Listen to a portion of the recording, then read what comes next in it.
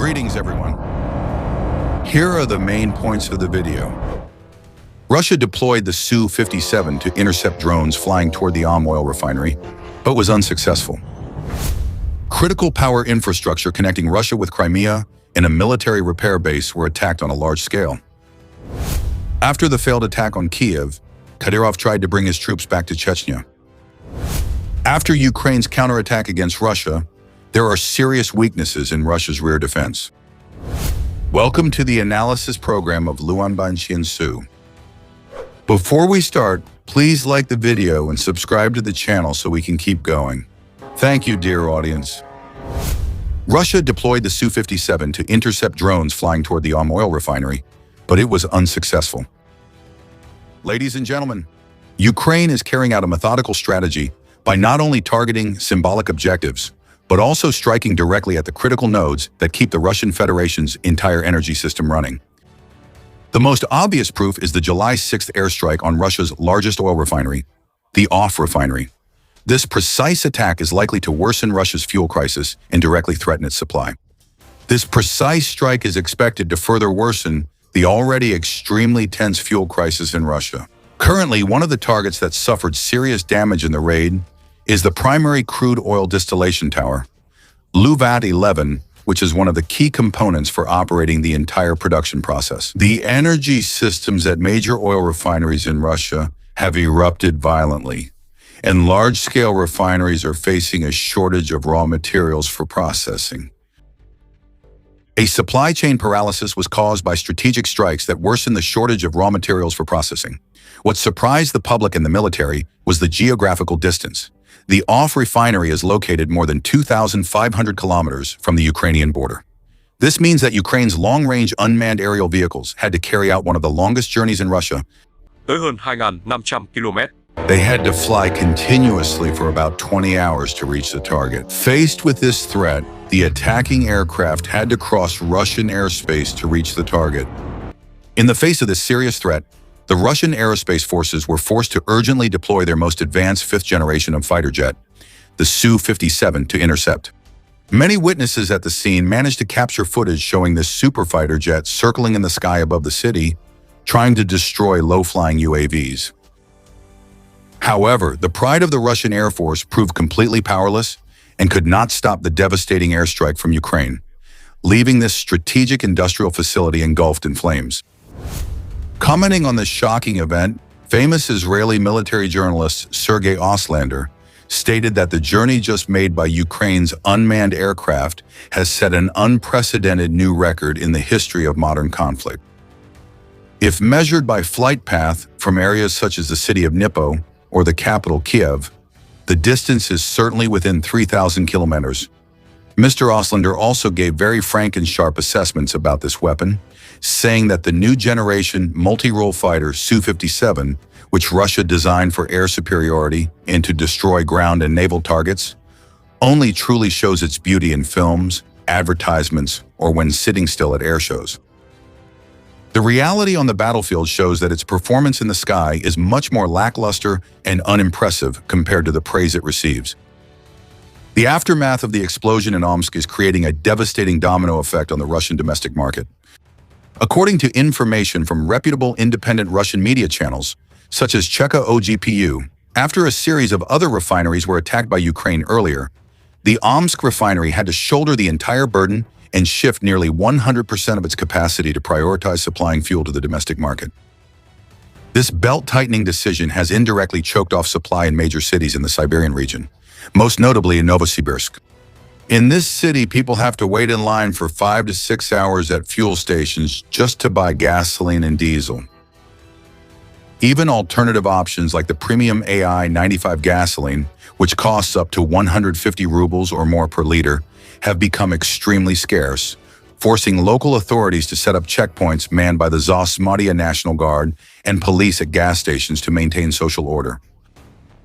The situation became even more deadlocked when just last week, another Ukrainian drone strike hit the Lukatek-Tovo refinery in the Nizhny Novgorod region, which was a major supply source. Another main supplier for the capital region, as Moscow's last major reserve buffer was breached. People in the Russian capital are facing the risk of severe energy shortages, rising prices, and endless waiting lines, while the crisis in the Siberian region will only sink deeper into exhaustion.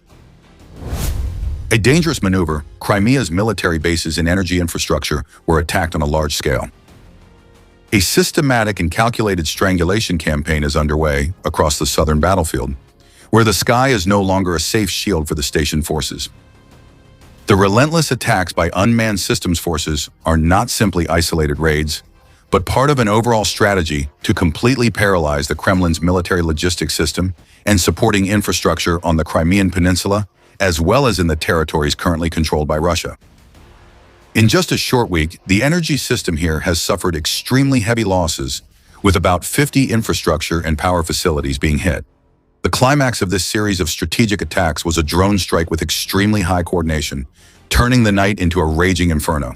The footage spreading on social media, with prolonged secondary explosions, not only reflects the scale of the devastating destruction, but also serves as evidence of the frightening shift in the form of high-tech warfare, where the defensive depth of a military superpower is being pushed to its limits.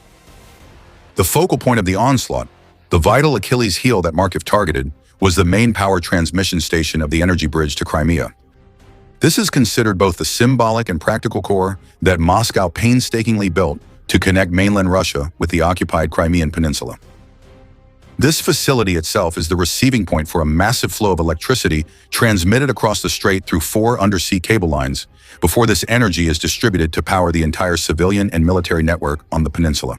A direct strike at this vital link not only cripples Crimea's energy self-sufficiency, but also delivers a severe blow to Russia's efforts to maintain control over this region. It plunges the entire enemy rear system into a dark scenario, both literally and figuratively, where maintaining the combat effectiveness of heavy equipment that relies on the power grid becomes more fragile than ever. The intensity and sophistication of the campaign are clearly demonstrated by the simultaneous neutralization of 53 military targets in just a single night.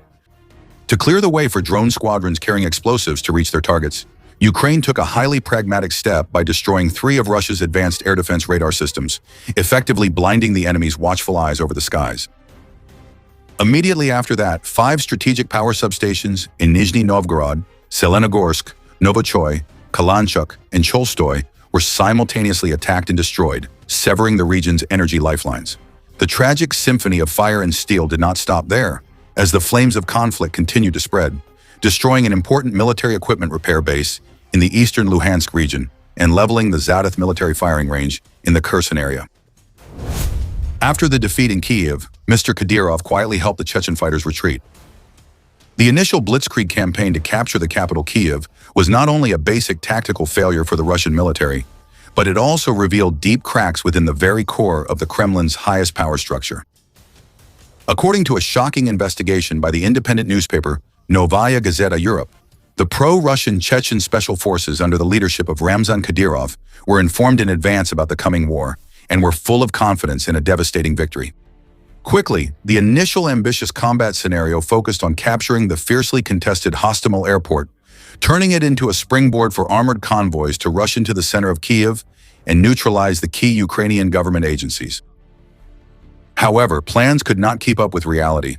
The Ukrainian army, with their strong will, shattered those ambitions and pushed the Chechen National Guard units into bloody ambushes right on the approach to Hostomel. Chaos and panic quickly spread, and battlefield commanders who once relied on each other now turned to blaming one another, accusing each other of cowardice and fleeing from the hail of bullets. Facing a collapse on the northern front, the Russian military leadership immediately changed their plans, forcing the Chechen units to shift and participate in the siege and destruction of the port city of Mariupol. This harsh redeployment order immediately sparked an unprecedented internal political crisis between Kadyrov's faction and the Russian security and defense leadership. High-level sources close to the Chechen leader revealed that his right-hand man, Daniel Martynov, was completely shocked by this sacrificial decision.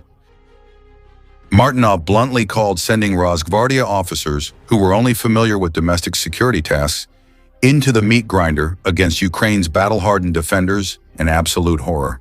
Facing the prospect of his elite forces being completely wiped out, Kadyrov made a bold decision, ordering all Chechen units to immediately withdraw and return home.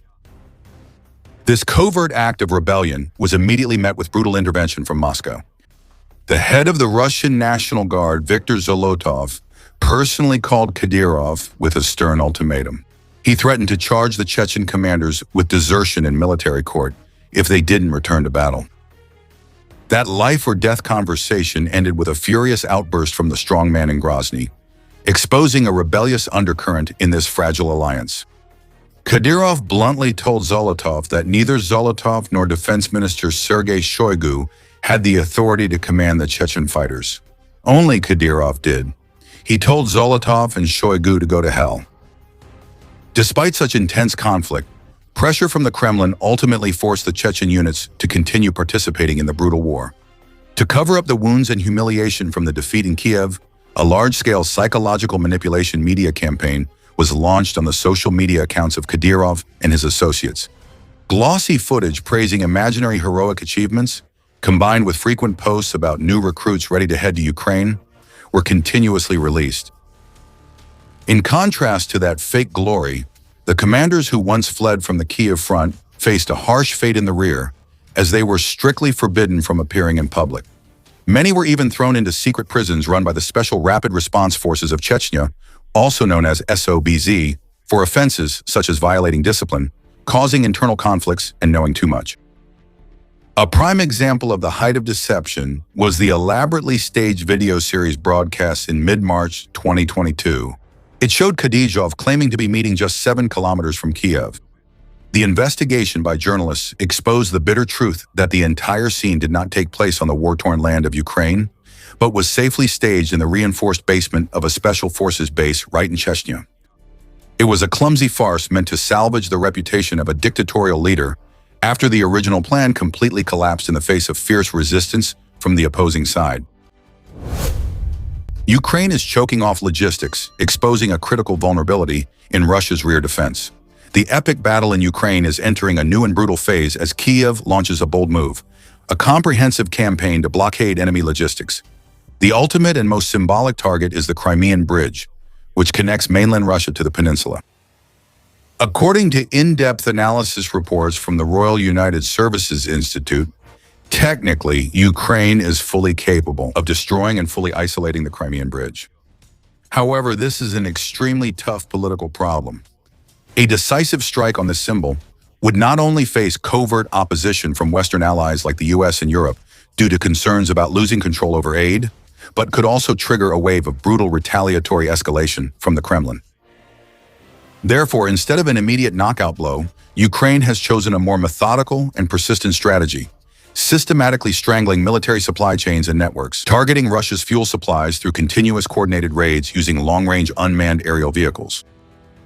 This blockade campaign has exposed critical defensive vulnerabilities deep in the Russian military's rear, areas once considered absolutely safe by the command because they were far from the front lines.